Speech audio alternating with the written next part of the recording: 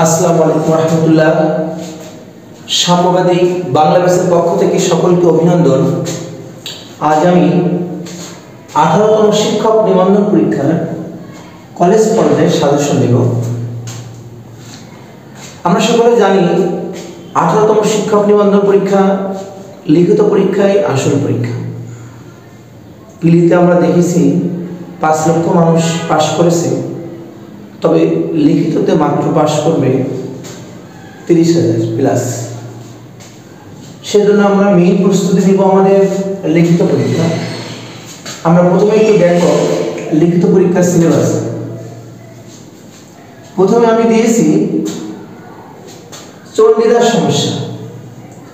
চণ্ডীদাস সমস্যা থেকে বেশিরভাগ প্রশ্ন আসার মতো, কারণ 17তম শিক্ষক নিবন্ধন পরীক্ষায় চণ্ডীদাস থেকে কোনো প্রশ্ন আসেনি, সেহেতু চণ্ডীদাস সমস্যা প্রশ্নটা খুবই আমাদের গুরুত্বপূর্ণ। পরবর্তীতে আমি যা দিয়েছি মুকুন্দরাম চক্রবর্তী। আমরা সকলে জানি মুকুন্দরাম চক্রবর্তী কালগত উপাখ্যান আছে। মুকুন্দরাম চক্রবর্তীর কবি প্রতিভা, শিল্পগুণ, মানে এক কথা আমরা মনে করব যে কবি ধরে ধরে পড়বো আমরা, টোটাল শুধুমাত্র একটা প্রশ্ন পড়ে আমরা চলে যাব এরকম না, আমরা কবি ধরে ধরে পড়বো। যদি মুকুন্দরাম চক্রবর্তী আমরা পড়ি, 4-5টা প্রশ্ন আছে, এই 4-5টা প্রশ্নই আমরা শেষ করব। আলাওয়াল থেকে যদি পড়ি, যেমন 17তম মধ্যে আমাদের আলাওয়াল থেকে প্রশ্ন আসছে, 17তম মধ্যে আলাওয়াল থেকে প্রশ্ন আসছে পদ্মাবতী কাব্য অবলম্বনে আলাওয়ালের কবি প্রতিভার মূল্যায়ন করো। যেহেতু আলাওয়ালের কবি প্রতিভার মূল্যায়ন আসছে, সেহেতু অবশ্যই অন্য প্রশ্ন আসতে পারে। আলাওয়াল থেকে আমরা প্রশ্ন যে কয়েকটি আছে কবি ধরে ধরে আমরা প্রশ্ন করব। এরপরে আমাদের আছে ভারতচন্দ্র। যেহেতু আমাদের মধ্যযুগে এই কয়েকজন লেখকের নাম দিয়েছি, ভারতচন্দ্র অবশ্যই পড়ব। যেমন ভারতচন্দ্র একজন নাগরিক কবি, ভারতচন্দ্র সম্পর্কে অনেক গুরুত্বপূর্ণ। এরপরে আমরা দেখি মাইকেল মধুসূদন দত্ত, খুবই গুরুত্বপূর্ণ। প্রত্যেকটা বারই মাইকেল মধুসূদন দত্ত সম্পর্কে প্রশ্ন আসে। কি প্রশ্ন আসতে পারে? তার যে মহাকাব্য সম্পর্কে আসতে পারে, এবং আধুনিক কবি সম্পর্কে আসতে পারে, কেন তিনি আধুনিক কবি, মাইকেল মধুসূদন দত্তের মহাকাব্য সার্থক কি সার্থক না, তাহলে টোটাল মাইকেল মধুসূদন সম্পর্কে আমরা পড়ব। এরপরে আমরা পড়ব রবীন্দ্রনাথ ঠাকুর। এমন প্রশ্ন আসতে পারে, রবীন্দ্রনাথ ঠাকুর ছোট গল্পকার হিসেবে রবীন্দ্রনাথ ঠাকুরের মূল্যায়ন করো, বা ছোট গল্প হিসেবে, এমন আপনারা কিভাবে লিখবেন এটাও আমি বলবো পরবর্তী ক্লাসে। ছোট গল্প হিসেবে আসতে পারে গল্পকার, আবার রবীন্দ্রনাথ ঠাকুরের মানসিক কাব্যগ্রন্থ থেকে আসতে পারে। টোটাল যে কয়েকটা প্রশ্ন আমাদের সাধারণত বইতে আছে, আমরা দিগদর্শন অরাকাল 2টা বই মিলাই নিজের মতন করে লিখব। শুধু আমরা 2টা বই পড়লাম, হুবহু দিগদর্শন লিখে দিলাম, তাহলে কিন্তু আমাদের হবে না, কারণ প্রত্যেকেই বাংলাদেশে দিগদর্শন পড়তেছে, প্রত্যেকেই অরাকাল পড়তেছে। টোটাল 2টা বই পড়ছেন, অনার্সের যা পড়ছেন টোটাল একটা নোট করতে হবে, নোট করে নিজের মতন করে আমাদের লিখতে হবে। এরপরে আমরা কাজী নজরুল ইসলাম সম্পর্কে পড়ছি। কাজী নজরুল ইসলাম সম্পর্কে তিনি বিদ্রোহী কবি।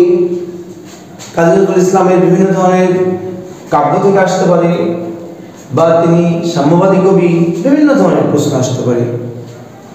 জীবনানন্দ দাশ, বনলতা সেন সম্পর্কে আসতে পারে, বা মানে মেইন আমার কথা হচ্ছে একটা চণ্ডীদাস, মুকুন্দরাম চক্রবর্তী, আলাওয়াল, ভারতচন্দ্র, মধুসূদন, রবীন্দ্রনাথ ঠাকুর, নজরুল ইসলাম, জীবনানন্দ দাশ, টোটাল কবিদের সম্পর্কে যা আছে আমরা পড়ে নিজের মতো করে একটা নোট করব।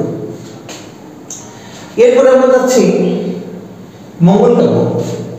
যেমন আমরা আমাদের একটা বাংলা সাহিত্যের মধ্যযুগের একটা শাখা আছে যেটা মঙ্গল কাব্য আমরা পড়ছি।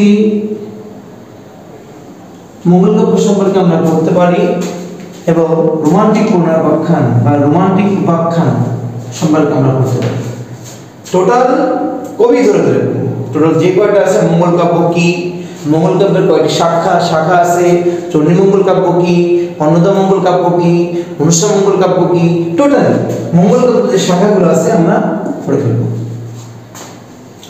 বারবার আমরা বলি এই যে 5টা প্রশ্ন লিখতে হবে, 5 গুণ 15 সমান সমান 75 মার্ক।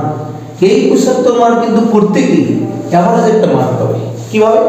প্রত্যেক কাউকে হয়তো বা 8 দিবে, কাউকে 9 দিবে, কাউকে 10 দিবে, টোটাল এভারেজ হবে। যদি আমরা 5টা প্রশ্ন 10 পাই তাহলে 5-10টা আমাদের 50 মার্ক ধরে রাখতে হবে। যদি 9 দিই 5-9 45, যে কোনো একটা নাম্বার আমাদের থাকবে। তবে এই দুইটা আমরা এভারেজ নাম্বার আমরা ধরব।